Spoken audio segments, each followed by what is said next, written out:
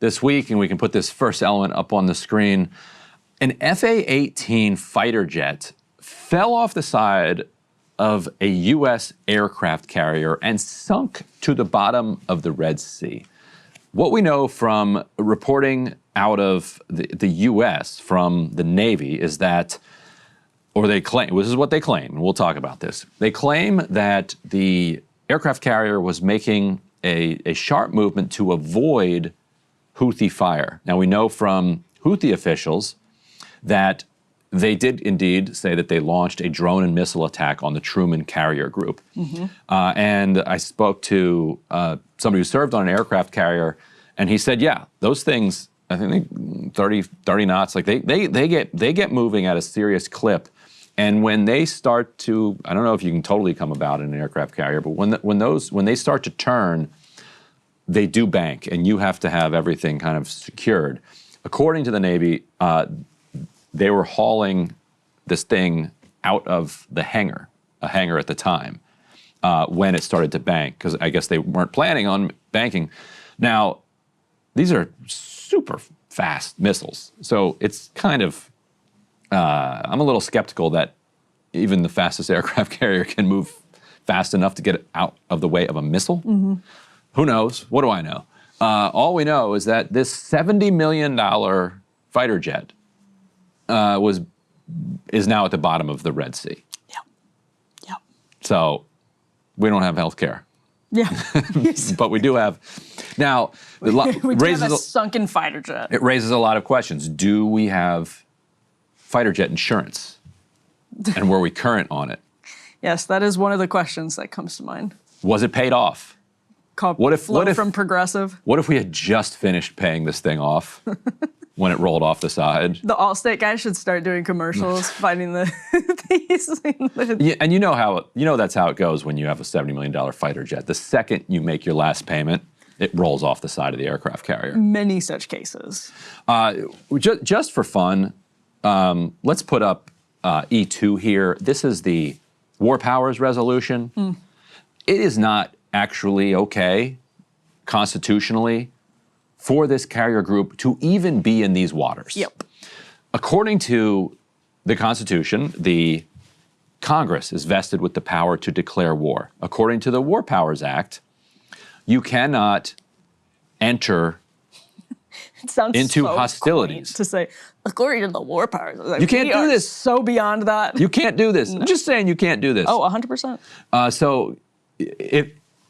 They are entered into hostilities right now. Yep. They are in a place where they know they're going to get shot at. And if they don't want to get shot at, they're able to leave that area. Like, there's no reason they have to be there. And Congress has not authorized it. Now, maybe that implicates the insurance policy. Insurance policy, you probably have to be current on your alignment with your constitutional war powers. And so the insurance policy is the American taxpayer. They're not paying for this FA-18 when Allstate gets the bill. Do they? They'll claim this under the umbrella of an AUMF, like a 20-plus-year-old AUMF. I don't even know if they bother anymore. Yeah, they're not even trying. Yeah.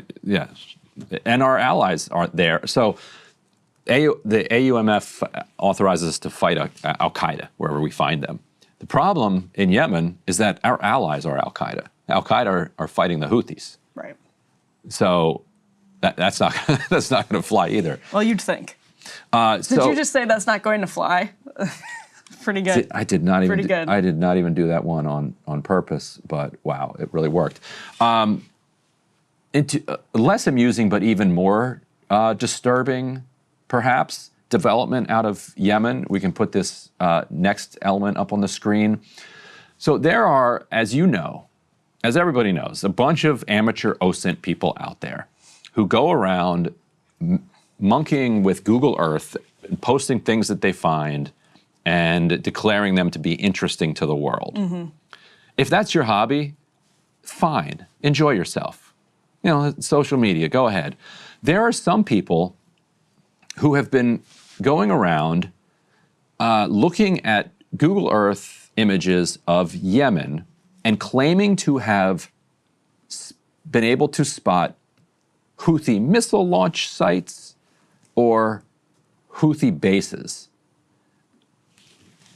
Okay, again, I guess like if that's how you want to spend your time, go ahead and do that. So a couple of accounts posted the exact coordinates of what they said was a missile, some type of base/missile launch situation in a quarry in Yemen. We can put this next element up on the screen.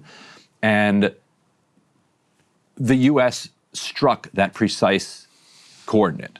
This is wild. Killed, the reports are, and Shuaib al-Mawasi, who's our reporter in Sana'a, confirmed for us that this area just outside of Sana'a was struck. A significant number of civilians were killed. The reporting is 8.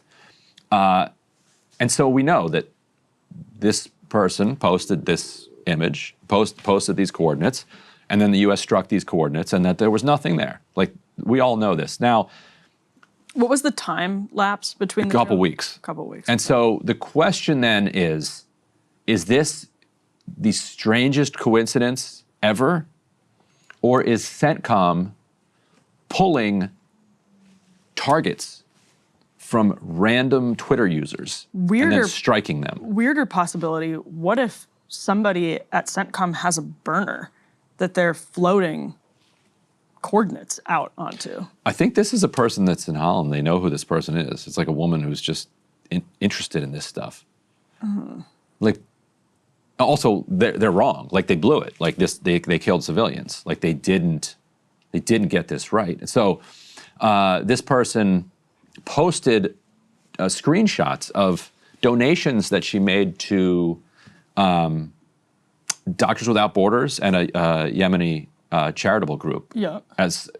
So to start, I have made 2 donations, one to MSF, Médecins Sans Frontières, and one, the Yemen Data Project, totaling 500 euros, like, as an apology, basically, for accidentally getting some people killed. Now, I'm not even that angry at this person because it's CENTCOM that should not be grabbing information for this person. This is a really weird account. I'm going through it right now. Yeah. Vlecki Hand. It's very strange. It's very, very weird. It's like, it's almost like a Bellingcat type Right, account. but it's just a random person-ish, but who knows? Right, who knows? The response that mirrors the way I feel about it was from somebody who said, we don't want your donations, we don't need them, just stop publishing false aerial photos. You're publishing civilian areas as military zones and causing the killing of our people. Even if we assume that they are military zones, why are you hostile to us? What is your interest in this?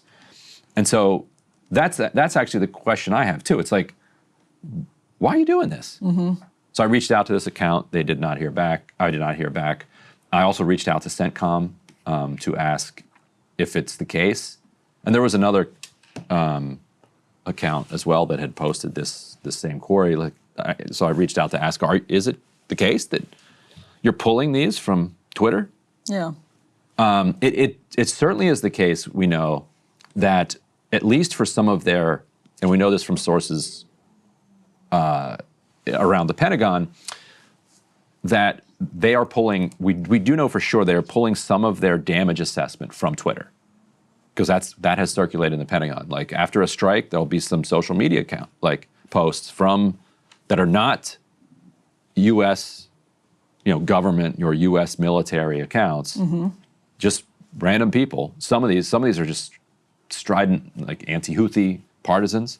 And they'll say this is what happened in the strike, and CENTCOM will use that in their analysis. So we do know that they are willing to use what they euphemistically call open source intel.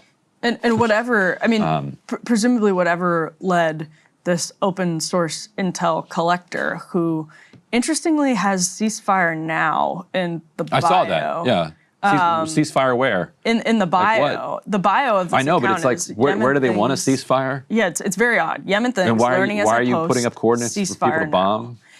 So, presumably, obviously, whatever led this account to that spot could potentially be leading CENTCOM to that spot. I mean, it wouldn't necessarily have to be a coincidence. Yeah, except it was a total blunder. Like, it was... Right.